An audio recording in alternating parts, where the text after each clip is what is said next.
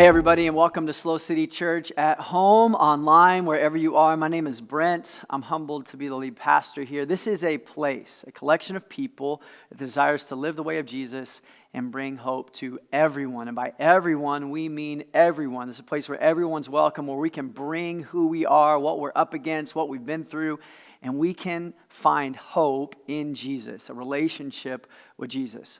I'm really excited about this new series that we're starting called Determined, so we're just going to jump right in today. I read a story this week about a man named Glenn Cunningham. Glenn Cunningham was born on August 4th, 1909 in rural Kansas. And he grew up going to a schoolhouse out in the middle of town.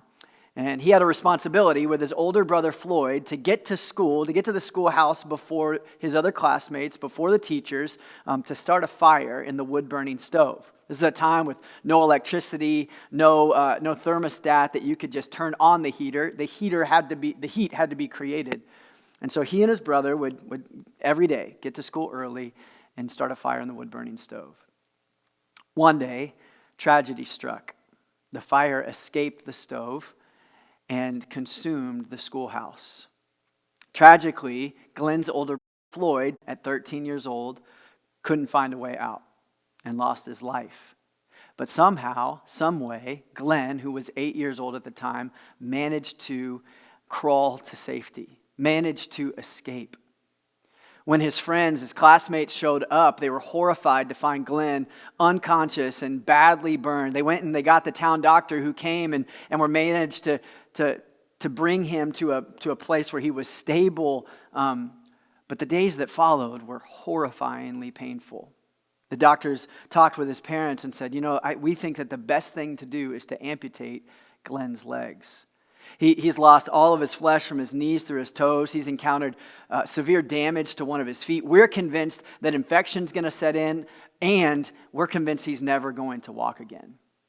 Glenn heard this conversation and grew increasingly frantic and distressed. And because of his distress, his parents said, we don't want to amputate. That decision, not to lose his legs, meant a grueling recovery, meant a painstaking months and years that followed of pain and patience. But there was a determination, a grit that marked Glenn. Even at 8, at 9, at 10 years old, that was uncommon. That was not normal. He fought and he worked and he waited. He was disciplined and he was focused, even in the face of such opposition, even in the face of physical pain. The story I read this week said he would read and repeat Isaiah 40 that read, "But those who wait on the Lord shall renew their strength. They shall mount up with wings like eagles. They shall run and not be weary. They shall walk and not faint." And over time, the remarkable happened. Glenn would take one step, and then he would take another step, and eventually he regained the ability to walk. And to everyone's amazement, Glenn actually started to run. Glenn Cunningham competed in the 1932 Olympic Games and the 1936 Olympic Games. But in 1934, he set the world record for the mile, running a mile in 4 minutes and 6 seconds. With everything stacked against him, it was his determination and belief that drove him. Today, we start a series called Determined. Determined means having reached a decision, being firmly resolved. And we're going to open up the book of Daniel together and look at the lives of a few friends who had the odds stacked against them, who had everything pushed, but modeled this determination. They had reached a decision to depend on God. And this determination, this grit, this strength, this perseverance, this patience held them together.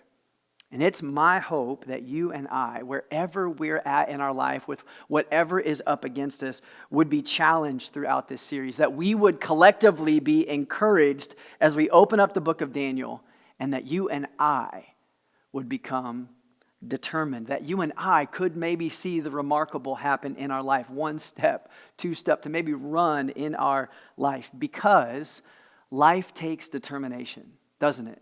Life takes determination. To grow, you have to go through some stuff. To mature, you have to go through some hardship. Going through stuff takes determination. It takes that grind. So, we're going to jump into the book of Daniel together. We're going to read chapter 1 together. We're going to make some observations together and hopefully take this courage to be determined.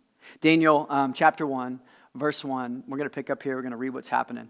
It says this: In the 3rd year of the reign of Jehoiakim, king of Judah, Nebuchadnezzar, king of Babylon, came to Jerusalem and besieged it.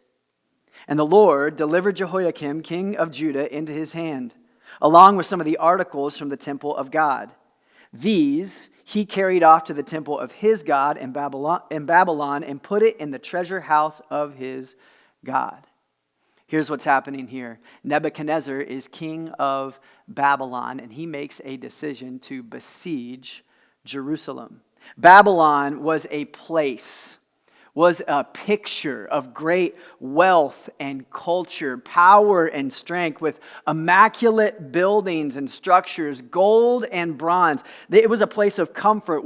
They had these massive walls that were called wonders of the world. It was known for its flora and its fauna. Babylon sought to continue to grow its wealth and its influence in the world.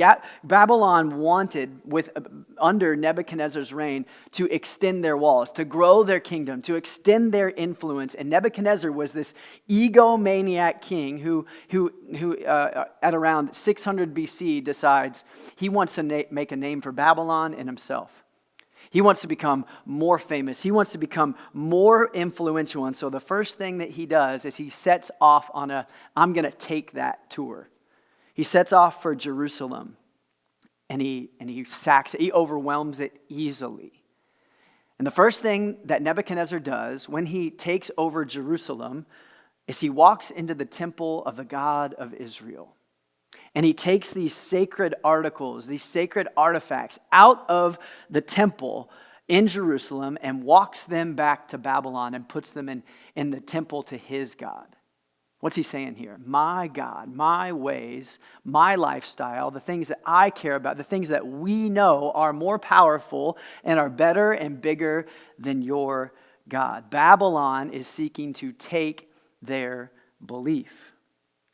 And then Babylon seeks to take their best and brightest. Let's look at verse 3. It says, Then the king ordered Ashpenaz, chief of his court officials, to bring into the king's service some of the Israelites from the royal family and the nobility. Young men without any physical defect, handsome, showing aptitude for every kind of learning, well-informed, quick to understand, and qualified to serve in the king's palace. He was to teach them the language and literature of the Babylonians. The king assigned them a daily amount of food and wine from the king's table. They were to be trained there for 3 years. And after that, they were to enter King Nebuchadnezzar's service. Among those who were taken from Jerusalem, among those who were chosen for this thing, were some from Judah, named Daniel, Hananiah, Mishael, and Azariah. The chief official gave them new names. To Daniel, the name Belteshazzar. To Hananiah, Shadrach. To Meshach. And to Azariah, Abednego. Now, let's back up. King Nebuchadnezzar is king of Babylon.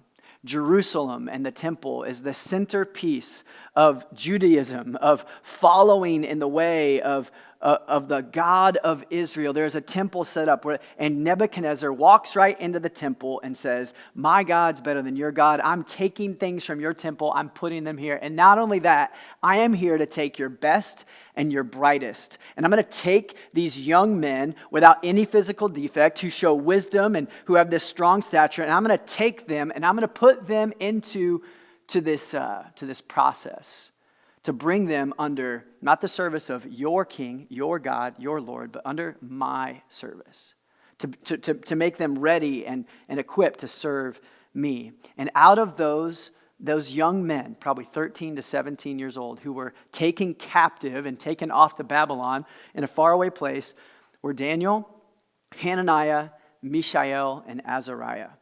They're among those taken captive. And here's the plan. They are to be taught a new language. They are to be given new literature, Babylonian literature, to ensure that they learn this new lifestyle. Why? Because Babylon was after their loyalty. Nebuchadnezzar was after their allegiance, was after their trust, was after their service. And there is a 3-year plan to indoctrinate these young men and to fill them with the ways and the values of Babylon. So they give them new names. To Daniel, they give the name Belteshazzar, meaning Bel's prince. Daniel's name meant God is my judge. To Hananiah, they give the name Shadrach, means illuminated by the sun god. But Hananiah's real name meant beloved by the God of Israel. To Mishael, they give the name who is like Venus, when Mishael's name meant who is as God, who reflects God. Azariah's name meant the Lord is my help. And to that they gave him the name Abednego, which meant servant of Nego, this small God. There's an attempt. There's this 3-year plan to strip them of who they are, of their belief, of their identity, and tell them who they need to become, who they need to serve, what they need to look like. And they're renamed and they're reformed.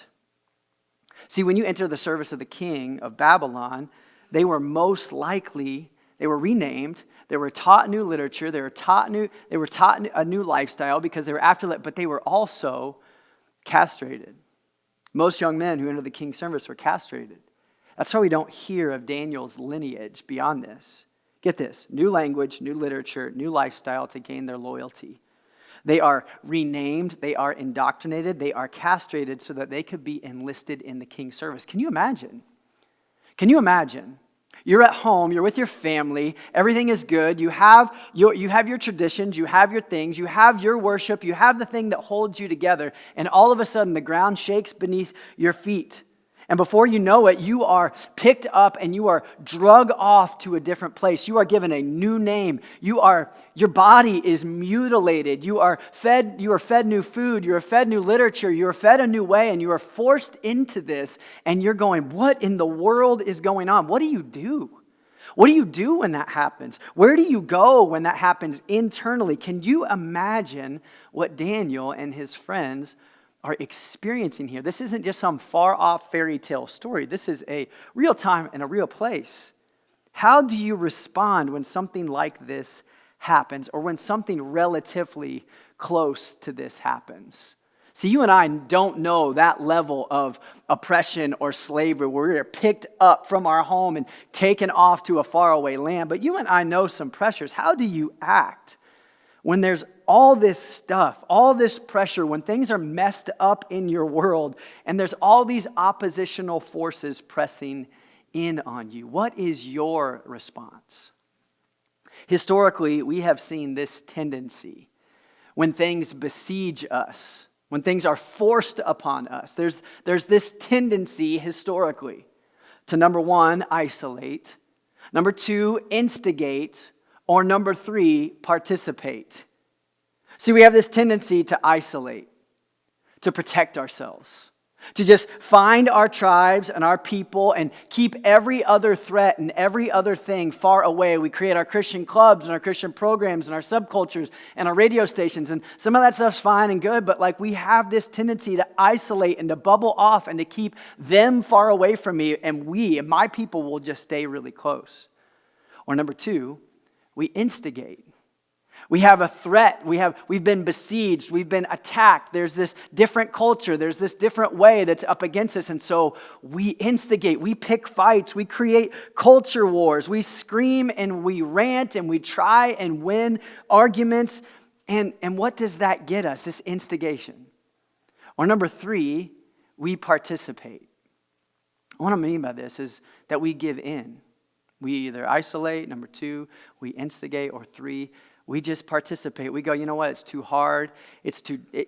I'm in this different culture. I'm in this different place with this different way. And you know what? It's just easier for me to just participate in it, just to give into it. So I'll just blend in. I'll take the form and the name and the identity and the things that the world around me is telling me I need to become. And I'll just receive who they say that I am. But what if there's a better way? What if there's a better way that isn't isolation, that isn't instigation, that isn't participation? What if there is a better way? We see this better way modeled in Daniel, who in verse 8, we just read that whole long passage where the chief official gives them new names and they're giving them new literature and they're giving them this new lifestyle and this new expectation. And in verse 8, we read a powerful little line. It says, But Daniel was determined not to defile himself. But Daniel was determined not to defile himself. See, in the life of Daniel, we see this, that he has this determination. He is determined to remain devoted to God. He's determined to this devotion to God. See, in the wake of everything, in the wake of being called a new name, in the wake of learning new things, in the wake of literally having the external, the outside appearance of himself changed, like mutilated, castrated, Daniel still has this determination to devotion. Maybe Psalm 16 was on his heart. Psalm 16 says, I keep my eyes always on the Lord. With him at my right hand, I will not be shaken. Therefore, my heart is glad and my tongue rejoices. My body also will rest secure, because you will not abandon me to the realm of the dead, nor will you let your faithful one see decay. You make known to me the path of life. You will fill me with joy in your presence. The world is shaking around Daniel. He is not comfortable. He is in a different place, and he has this determination to devote himself still to God. Not to defile himself, but remain devoted to God. What does defile mean? He makes this decision not to defile himself. It means to defile something means to pollute it or to stain it or to go against who you are. It has this idea of, he made this decision not to be disloyal to who he knew himself to be and to what God had called him to be. And Daniel made this call, though all these things were happening around him and to him, that he did not want his heart, his devotion to God, to dissolve. So he has this determination, this resolve. He had already made up this decision to remain loyal, not disloyal to God, but loyal to God. Man, what might this look like for you and me? What things might you and I have allowed to pollute our hearts or our worship? And what might it look like to have a level of determination, like a resolved decision made to say, I'm not defiling myself with that? Fill in the blank of what that is. I'm not defiling myself with just being more devoted to politics than I am to pursuing Jesus. I'm not defiling myself with entertainment or comfort. I am not letting myself go there with that person, with like just being consumed with pleasure or my feelings. I'm not going to let my heart and soul get stained with this or that. I'm not going to listen to the name that maybe I've been called my whole life, and when I look in the mirror, I hear it. I am not going to let my faith dissolve. I'm not going to defile myself in that way. Even though things get hard and there's this temptation around the corner, I want to resolve and have my heart focused on believing and trusting and being devoted to God. What might it look like to devote yourself and not defile yourself? Daniel has this determination. He was decided on it. And what did it look like for him? Let's continue to read verse 8. What did it look like for Daniel? Daniel resolved not to defile himself with the royal food and wine, and he asked the chief official for permission not to defile himself in this way. For Daniel, what it meant to not defile himself was centered around food. Now get this. He's already been mutilated. He's already been renamed. He's already been pulled away from family. He's already been pulled away from his traditions and his rituals and his patterns and like what his normal was. And where Daniel pushes in is on food. Why do you think this is? He says, I don't want to defile my life with the royal food and wine. What was it about it? Was he just hungry for something back home? Well, maybe it's because the king's food from the king's table had been sacrificed and offered to idols. And Daniel said, that goes too far for me. Maybe it was the act of actually consuming something. See, everything, he was like, he's going to class and he's learning the literature, he's learning the lifestyle, he's hearing these things, he's seeing these things. Call me a different name, that's fine. Like, do anything you want to the external parts of me, that's fine. But on the inside, I cannot consume this. I do not want this food to become a part of me. Or maybe this might be just the only choice he had, but whatever it was, he said, I have this conviction. I have this conviction that I don't want to defile myself in this way. I want to remain devoted to God. But I want you to notice what he does with this conviction. He doesn't turn combative. He doesn't turn abrasive. He didn't instigate a fight or stage a big thing. He was determined to be devoted to God, and he was determined to allow that devotion to God to determine his demeanor. And so he says this. He says, I'm determined to have a dialogue. Not a war, not start a war, but to have a conversation. Look at Daniel's posture here. He goes on, he said, he asked the chief official for permission not to defile himself in this way. God had caused the official to show favor and compassion to Daniel, but the official told Daniel, I'm afraid of the Lord, Nebuchadnezzar, my king, who has assigned your food and drink. Why should he see you looking worse than the other young men your age? The king would then have my head because of you. Daniel then said to the guard, he said, please test your servants for 10 days. Give us nothing but vegetables to eat and water to drink. Then compare our appearance with the young men who eat the royal food, and treat your servants in accordance with what you see. So his captor agreed to this and tested them for 10 days. Daniel has this devotion, and Daniel is determined to have a dialogue. Daniel has this conversation, this back and forth with his enemy, with the man in charge of holding him prisoner. And he has this posture about him. He isn't instigating or he isn't giving in. He has this conversation about his convictions, and it pays off. I love this quote from leadership kind of guru Thomas Leonard, who says, all problems exist in the absence of conversation. And this is big for us right now in 2021, isn't it? All problems exist in the absence of conversation. We are in a time and a place where people feel attacked, where people are hurting and are feeling under siege. And whether that's real or fabricated or exaggerated, it's real. People are hurting and frustrated, and conversations just don't happen too often, do they? We are people who are quick to shout, to voice our opinions, to walk away, slam the door. We feel threatened. We throw up our walls. We throw up our defenses. We lob bombs from behind our walls. We post our accusations. We find our tribe, our people that think the way we do, and we establish our stances and refuse to deal or converse or dialogue with anybody else on another side.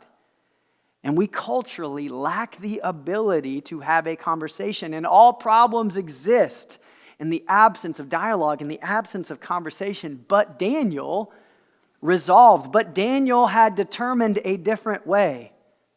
Again, a captive in a faraway place, given a new name, in light of all of his pain, has this determination to devote himself to God and to have a dialogue with other people. He says, will you give me permission?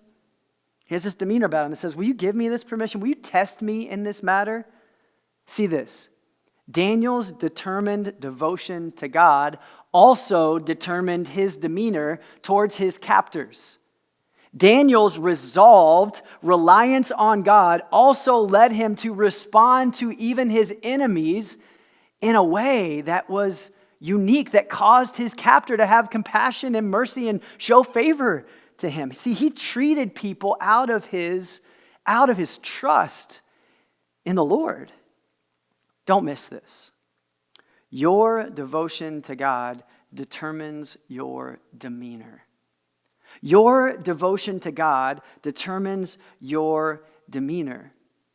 And with all the things that can stack up against us in their life, and all the ways that we can feel threatened and attacked, and all the ways that you have things, oppositional forces that press up against you, and you walk through it, and I get it, like it is important to remain rooted in our relationship with the Lord and to respond as those who are devoted to God over anything else.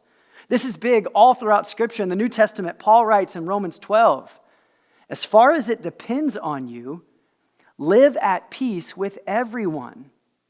Live at peace with everyone. Who's everyone? Well, I looked up the Greek, and everyone translates to everyone. Live at peace with people. Peter writes, 1 Peter 2, beloved, I urge you, abstain from the things that defile you, those fleshly lusts with which wage war against the soul. Keep your behavior excellent among the Gentiles, so that they may, because of your good deeds, observe your good deeds and glorify God because of your good deeds. See, Daniel has this posture about him that Peter and Paul write about, that's fully representative in Jesus, that says Daniel had this posture about him to be determined to remain devoted to God and allow that devotion to God determine his demeanor towards the outside world, towards his captors, towards those in Babylon. What does that look like in your life? Ultimately, in Daniel's life and throughout this book, we're going to see this devotion root him and lead him. I love what he says. He says to his captor, treat us in accordance with what you see in us. Treat us by the fruit of our lives. Treat us by our devotion to God. And if we eat fruit, if we just eat vegetables and water for 10 days and we look worse, treat us accordingly. See, Daniel puts God to the test here. He says, my devotion to God will deliver me. Number 3, Daniel was determined to trust God with the outcome. See, for Daniel, he knew that like my obedience to God, my faithfulness to God drives me. It is my driving force. I cannot defile myself in the way. Even though I'm not skipping class, I'm learning all of these things. I'm reading Babylonian literature. I am learning a new language. They can call me this different name. I'm not going to receive that name. I know that I am one who is judged and loved by God. But call me whatever you want. Teach me whatever you want. I'm going to remain rooted and established and devoted to God, even though I'm in a faraway place. And I'm going to trust God with the outcome. And the crazy thing is, see, Daniel believes that God is faithful. And the crazy thing is that God actually proves himself and his way faithful. He does this. Look at verse 15. At the end of the 10 days that these young men ate only vegetables and water, they looked healthier and better nourished than any of the young men who ate the royal food. So the guard took away their choice food and their wine they were to drink and gave them vegetables instead. To these 4 men, Daniel, Mishael, Azariah, Hananiah, God gave knowledge and understanding of all kinds of literature and learning. And Daniel could understand visions and dreams of all kinds. At the end of the time set by the king to bring them into his service, the chief official presented them to Nebuchadnezzar. They walk in front of Nebuchadnezzar, and the king talked with them. And he found none equal to Daniel, Hananiah, Mishael, and Azariah. So they entered the king's service. In every matter of wisdom and understanding about which the king questioned them, King Nebuchadnezzar found them 10 times better than all the magicians and the enchanters and the sorcerers in his whole kingdom. See, Daniel had this devotion. He chose his battles well, didn't he? And he chose his words wisely, didn't he? He had this demeanor about him. He had the ability to have a conversation even with his enemies. He was devoted to God and rooted in it and let that overflow in his life and in the way that he talked to people. He had this wisdom and discernment about him. And ultimately, he was determined to just trust God with the outcome. To trust God that God's ways of not defiling yourself were better. That being loyal to God, even in a faraway place, even while learning different things, actually proves faithful in his life. See, so many of us hit a hardship, or we hit an obstacle, or there's a curriculum, or there's an oppositional force or a pushback, and we feel like we are doomed. We feel like the world is ending and everything is lost. So we run off and we isolate. We isolate from Babylon, or we instigate a fight, or we just give in and just become a part of it altogether. But Daniel shows us a way of determined devotion. A determined devotion. And it is out of that devotion that he has this demeanor, that he stays rooted in who he was. Can I say, many of us, maybe you're a dad, and you need to make a decision today to be determined to remain devoted. Your kids can go to school and learn whatever they want, but where do they learn of the Lord? They learn it from their parents.